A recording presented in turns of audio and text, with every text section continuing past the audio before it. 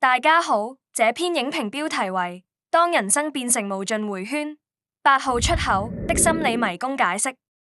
日本電影《8號出口》Exit 8尚未正式上映，已在網絡上掀起一片熱話，逗得筆者在毫無心理準備下走進影院先睹為快，卻發現這部電影的設計頗為奇特，仿佛將數年前大熱的密室逃脫實體遊戲照搬上銀幕而已。故事聚焦男主角二宮和也，一位拒絕與外界溝通的隱蔽青年，生活態度冷漠疏離。某天，他無意間走進地鐵站的一條名為8號出口的通道，卻發現自己陷入一個詭異的循環，無論怎麼走，都無法離開通道，總是回到同一個地點，甚至反覆遇見同一個陌生大叔。隨後，通道內出現一套遊戲規則，每當他發現環境中的異常之處，必須立即折返，若未察覺異常，則繼續前行。只有連續8次正確判斷，才能成功逃脫這個怪圈。觀眾仿佛化身成旁觀者，看着男主角一次次挑戰這個無盡循環的迷宮。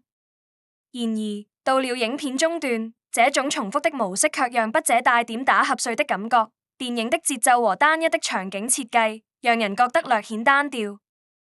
事後在網上查閱資料，方知本片改編自一款頗受歡迎的日本驚悚暴行模擬器遊戲《8號出口》，這便解釋了為何電影給人一種遊戲化的體驗感。然而，即便了解其背景，筆者對電影試圖傳達的核心信息仍感模糊。根據網上評論，導演與編劇在細節中融入大量隱喻，試圖表達現代人被困於心理困境的狀態。地鐵通道不僅是一個物理空間，更是男主角內心的投射，象徵被生活選擇、責任或自我懷疑所困的無力感。電影標題8號出口也被認為呼應了莫比烏斯環 （Mobius Strip） 的概念，按電影中的通道裏便張貼了一張莫比烏斯環的海報，數字8形似無限循環符號，暗示人生選擇的無解與重複。對於這些解讀，筆者卻未敢苟同。導演看似只是將遊戲的流程直接搬上銀幕，通過加入男主角的背景故事和生活挫折，將單薄的遊戲規則包裝成略顯豐富的劇情而已。這種做法雖有創意，但未免讓人覺得牽強。若以如此空泛單薄的結構去強行拔高，幾乎任何人生哲理都能加諸裡去。例如，片中男主角在困境中喝掉一瓶水，脫困後第一件事便是買回另一瓶水補充。若要深究，這也可以被解讀為找回人生真諦的象徵。但這種詮釋未免過於牽強，觀眾幾乎可以自行隨意賦予任何的意義。儘管如此，電影的某些情節卻意外地勾起了筆者的聯想，帶來了一些有趣的共鳴，值得與讀者分享。首先，片中提到的莫比烏斯環概念，讓筆者聯想到內地熱門小說《鬼吹燈》中龍嶺迷窟的一幕。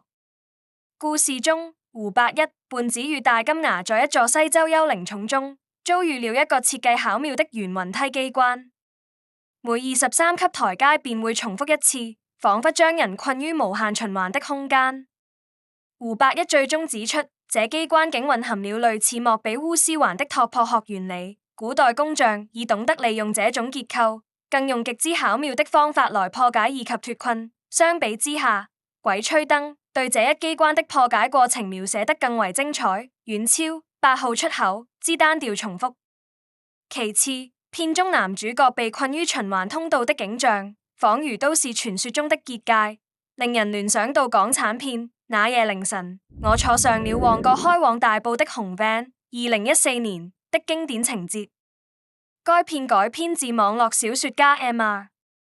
Pitts 的同名作品，講述17名乘客搭乘一輛紅色小巴，卻在通過獅子山隧道後誤入空無一人的大埔，捲入一連串神秘事件與陰謀。與8號出口相比，紅 van 的情節鋪陳更為豐富，涉及平行時空、時間凍結、蟲洞等科幻元素，氣氛營造也更具張力。據傳導演陳果曾表示，拍攝續集的可能性不大，令筆者一直期待有心人能將故事拍成完整電影，為這段懸念畫上圓滿句號。總評8號出口，以創新的遊戲改編形式，試圖將心理困境與循環迷宮結合，卻因劇情單薄和重複感過強，難以讓人全程投入。雖然隱喻豐富，但過於牽強的解讀削弱了其深度。電影評分7分，最高為10分。多謝各位讀者或者觀眾收聽或者收看 LAM Movie Blog 的影評。最後，希望大家多多支持本頻道，請在 YouTube 上訂閱、點讚、給予正評，謝謝。